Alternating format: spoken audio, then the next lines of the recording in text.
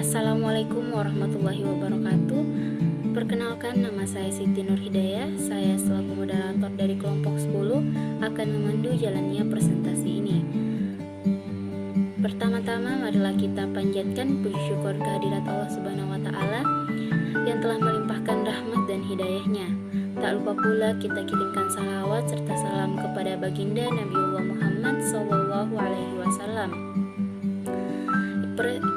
Izinkan saya memperkenalkan teman kelompok saya, yaitu Rinata Agnes Ita, dan saya perwakilan dari kelompok 10 ingin mengucapkan terima kasih kepada Ibu Dr. Anda Sukriyati Firman MKes dan Ibu Besek Qurani SPD MPD yang telah memberikan kami tugas sehingga kami dapat menambah wawasan kami.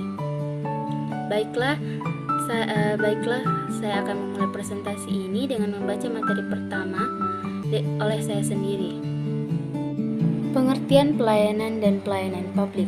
Pelayanan sebagai kegiatan yang dilakukan oleh seseorang atau sekelompok orang dengan landasan tertentu, di mana tingkat pemuasannya hanya dapat dirasakan oleh orang yang melayani atau dilayani, tergantung kepada kemampuan penyedia jasa dalam memenuhi harapan pengguna. Pelayanan publik adalah segala bentuk jasa pelayanan, baik dalam bentuk barang publik maupun jasa publik yang pada prinsipnya menjadi tanggung jawab dan dilaksanakan oleh instansi pemerintah di pusat, di daerah, dan di lingkungan badan usaha milik negara atau badan usaha milik daerah, dalam rangka upaya pemenuhan kebutuhan masyarakat maupun dalam rangka pelaksanaan ketentuan peraturan perundang-undangan. Unsur-unsur pelayanan publik: 1. Penyedia layanan, 2. Penerima layanan, 3. Jenis layanan, 4. Kepuasan pelanggan.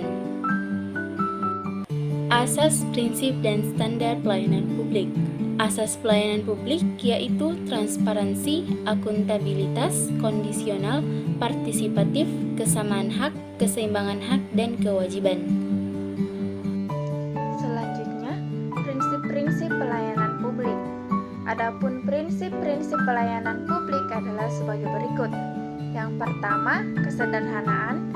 Yang kedua, kejelasan. Yang ketiga, kepastian waktu. Yang keempat, akurasi. Yang kelima, keamanan. Yang keenam, tanggung jawab. Yang ketujuh, kelengkapan sarana dan prasarana. Yang kedelapan, kemudahan akses. Yang kesembilan, kedisiplinan. Dan yang kesepuluh, kenyamanan. Berikutnya, standar pelayanan publik. Menurut keputusan Menpan nomor 63 tahun 2003, standar pelayanan publik sekurang-kurangnya meliputi hal-hal sebagai berikut. Yang pertama, prosedur pelayanan. Yang kedua, waktu penyelesaian. Yang ketiga, biaya pelayanan. Yang keempat, produk pelayanan. Yang kelima, sarana dan prasarana. Dan yang keenam, kompetensi petugas pemberi pelayanan. Teori kepuasan pelanggan. Kepuasan konsumen terbagi menjadi dua, yaitu kepuasan fungsional dan kepuasan fisiologikal. Kepuasan fungsional merupakan kepuasan yang diperoleh dari fungsi atau pemakaian suatu produk. Sedangkan kepuasan fisiologikal merupakan kepuasan yang diperoleh dari atribut yang bersifat tidak berwujud. Untuk mewujudkan dan mempertahankan kepuasan pelanggan, perusahaan harus melakukan 4 hal, yaitu mengidentifikasi siapa pelanggannya. Yang kedua, memahami tingkat harapan pelanggan atas kualitas. Yang ketiga, memahami strategi kualitas layanan pelanggan. Dan yang keempat, memahami siklus pengukuran dan umpan balik dari kepuasan pelanggan. Selanjutnya, faktor-faktor yang mempengaruhi kepuasan pelanggan. Terdapat 5 faktor utama dalam menentukan tingkat kepuasan konsumen. Yang pertama yaitu kualitas produk, yang kedua, kualitas pelayanan, yang ketiga emosional, yang keempat, harga, dan yang kelima, biaya.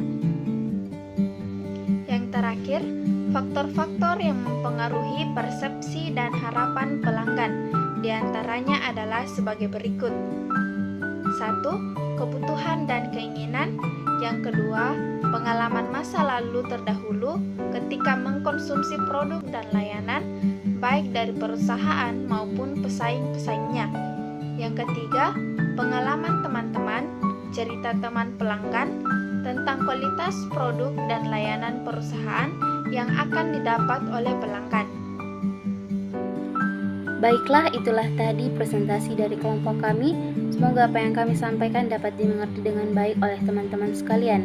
Dan apabila terdapat pertanyaan, saran maupun sanggahan, dapat dituliskan pada forum diskusi di Syam Oke.